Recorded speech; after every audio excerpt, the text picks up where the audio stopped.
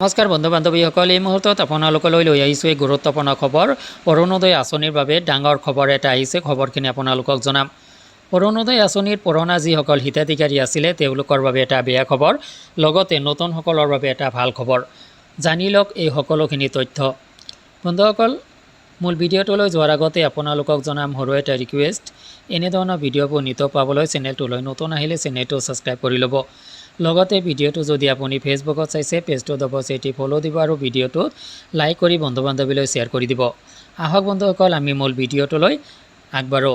বন্ধুসকল, অৰুণোদয়ৰ পুৰণা হিতাধিকাৰী হিচাপে আপোনাৰ কাৰণে কি আছে বেয়া খবৰ, আৰু নতুন যিসকলে ইনক্লুড হ'ব তেওঁলোকৰ বাবে কি ভাল খবৰ আছে, এই বিতং তথ্য আপোনালোকক এই ভিডিঅ'টোত জনাম।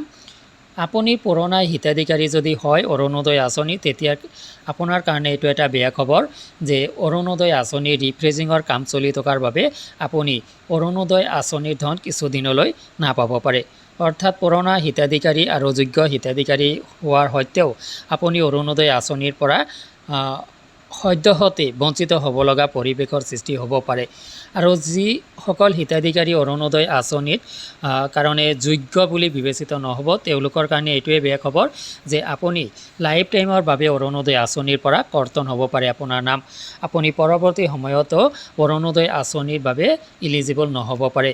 কিন্তু পৰিৱেশ আৰু পৰিস্থিতি সাপেক্ষে পুনৰ যদি চৰকাৰে ইচ্ছা কৰে আপোনাক অৰুণোদয় আঁচনিত ইনক্লুড কৰাই ল'ব পাৰে। সেয়া কিন্তু পৰৱৰ্তী সময়ত দেখা যাব। কিন্তু বৰ্তমানৰ যি পৰিৱেশ, এই পৰিৱেশত আপুনি যদি অৰুণোদয় আঁচনিৰ নতুন যোগ্যতা আপুনি অৰ্জন কৰিব নোৱাৰে তেতিয়াহ'লে কিন্তু আপুনি অৰুণোদয় আঁচনিৰ পৰা বাদ পৰিব। যদি আপুনি পুৰণা হিতাধিকাৰী হিচাপে অৰুণোদয় আঁচনিৰ বাবে যোগ্য হয়, তথাপিতো ৰিফ্ৰেছিঙৰ বাবে আপুনি অৰুণোদয় আঁচনিৰ ধন কিছুদিন নোপোৱাকৈ থাকিব লগা হ'ব পাৰে। নতুনসকলৰ বাবে এইটো এটা ভাল খবৰ যে ৰিফ্ৰেছিঙৰ সময়ত নতুনসকলক অৰুণোদয় আঁচনিত ইনক্লুড কৰাই লোৱা হ'ব, আৰু নতুনসকলে প্ৰায় সংখ্যক হিতাধিকাৰীয়ে অৰুণোদয় আঁচনিৰ যিখিনি যোগ্যতা সেইখিনি ফুলফিল কৰিব পাৰিব। তো যাৰ কাৰণে নতুন হিতাধিকাৰী বা ফ্ৰেছ হিতাধিকাৰী হিচাপে আপুনি অৰুণোদয় আঁচনিত ৰিফ্ৰেছিঙৰ সময়ত স্থান লাভ কৰিব। নিঃসন্দেহে এইটো আপোনাৰ কাৰণে এটা ভাল খবৰ হ'ব, আৰু আগন্তুক 2 মাহৰ ভিতৰত নতুন হিতাধিকাৰী হিচাপে আপুনি অৰুণোদয় আঁচনিত ইনক্লুড হৈ যাব পাৰে, আৰু পৰৱৰ্তী মাহৰ পৰা আপুনি অৰুণোদয় আঁচনিত ধন পোৱা আৰম্ভ কৰিব পাৰে। এয়া অক্টোবৰ নৱেম্বৰ ভিতৰত হৈ যাব পাৰে আপোনালোকে অৰুণোদয় আঁচনিৰ ধন পোৱা আৰম্ভ কৰিব পাৰে। এইটো যিসকল নতুন হিতাধিকাৰী হ'ব অৰুণোদয় আঁচনি তেওঁলোকৰ বাবে।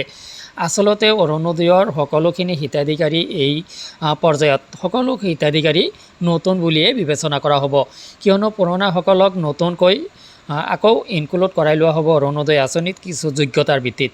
যাৰ কাৰণে সকলো হিতাধিকাৰী আচলতে নতুন হিতাধিকাৰী হিচাপেই স্থান পাব। তো বন্ধুসকল, যিকেই নহওক আপুনি ভিডিঅ'টো সংক্ৰান্তত আপোনাৰ মতামত কেনেদৰে ব্যক্ত কৰিব, ভিডিঅ' কমেণ্ট ছেকশ্যনত মতামত জনাব আপোনাৰ। আজিলৈ এৰিছোঁ, ধন্যবাদ।